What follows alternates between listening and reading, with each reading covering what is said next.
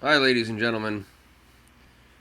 Today we have a new segment on some wacky basketball teams that have had some wacky players or situations, and here are some examples of them. Number 5, the Celtics. We got Shaq. Where the fuck is he? What the hell is that on the court? Oh no. Holy shit. I didn't know they were wheeling in the largest basketball corpse at the end of a terrific, gone horrific professional basketball career. I mean, he got carted out of the hearse and straight into the Boston Garden. Oh, and the first words spoken were, "I now pronounce your NBA career dead." I think laying, not playing in the Boston Garden was Shaq's purgatory. Ouch. Either way, it hurt me more to watch him than it did his arthritic toe to himself. Why? Why? Not my Shacky! Hey, Celtic fans, remember that season when Red Auerbach and the Celtics was, the greatest Celtics coach, died right before the season began? Well, the Celtics dedicated the season to him, and then they finished it with only 17 wins. Now that's committed to losing. I mean, Red died just in time, and it didn't matter, because watching that season, it would have killed him anyway. Poor old Red must have rolled over in his grave after that pathetic display of insulting dedication. He then lit up a cigarette, only to die again of a combination of smoke inhalation and more losing seasons that immediately followed. At least they won the title in 2008 and then came close again in 2009, only to have Garnett wheeled out of town as well to the Nets. Pierce then followed him soon after. And Allen, he got smart and went to Miami to play with LeBron in the Heat, where all he had to do was stand there and bury threes. And the way I look at it is, I guess it's better than joining Kevin and Paul and burying his chances of winning with 3 old-timers together during Garnett's purgatory. And, wow, Tommy Heinsohn and Mike Gorman are 2 of the greatest game callers in my eyes. Hey, Tommy, we know you love Walter, but I love winning much more. And for that, let's get some All-Stars, because they're the only thing that wins NBA championships. I'm pretty sure that deserves a Tommy point, dude. Now, next, we have the Chicago Bulls. Michael, I think you finally realized basketball was the only sport for you to play. And as for your teammate, Mr. Rodman, holy shit. He was like a rebounding machine that was never off drugs. For an example, he said he was announcing his new bride-to-be on the David Letterman show. Then when the new bride came out and lifted the veil, it was himself. Now that's a man on some serious shit, dudes.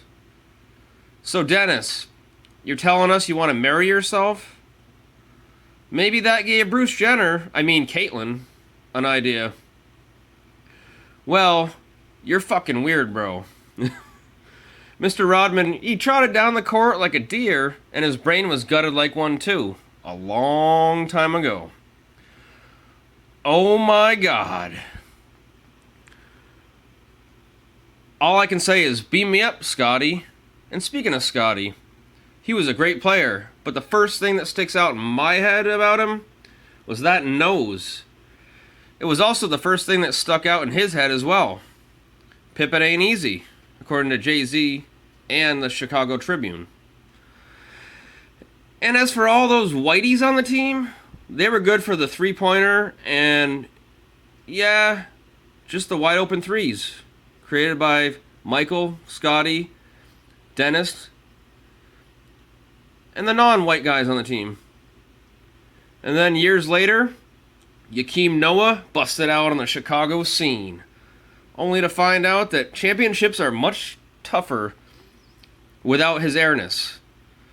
I mean, looks like it's time to build an ark, Noah, because there's been a lot of fan hate mail flooding in about the 0 titles you've won since you've been in Chicago. Now that's a lot of bullshit.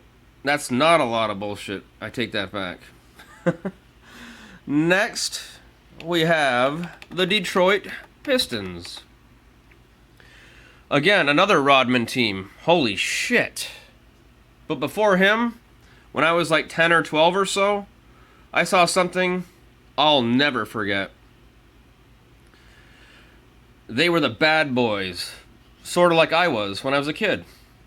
Joe Dumars, Kurt Rambis, and Isaiah Thomas, who, by the way, has no relation to the current Celtic point guard, though he's pretty awesome too. But back to the Piston days of winning. They would simply beat teams up and dunk down their throats. While the other team was in the locker room nursing their injury, they were like, bring the next gang to beat up. Hey, you try bringing a basketball to a fist fight against them. First they take a bite out of the ball, followed by a bite out of you. You could say they were a little too hungry for a championship. Talk about taking the air out of a team's ball. Ask Brady where he got the deflation technique down.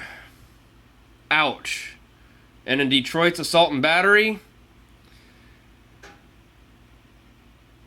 and all that I can come up, add in Detroit's assault and battery, and all I can come up with is, tell it to the judge.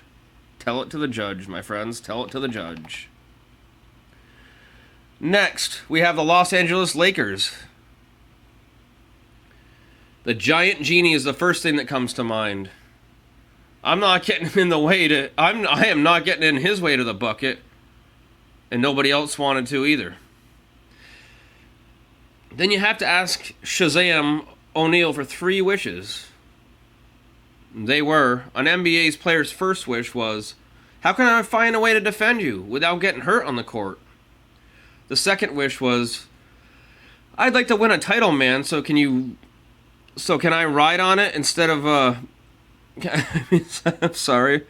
The second, holy crap, I gotta pause this for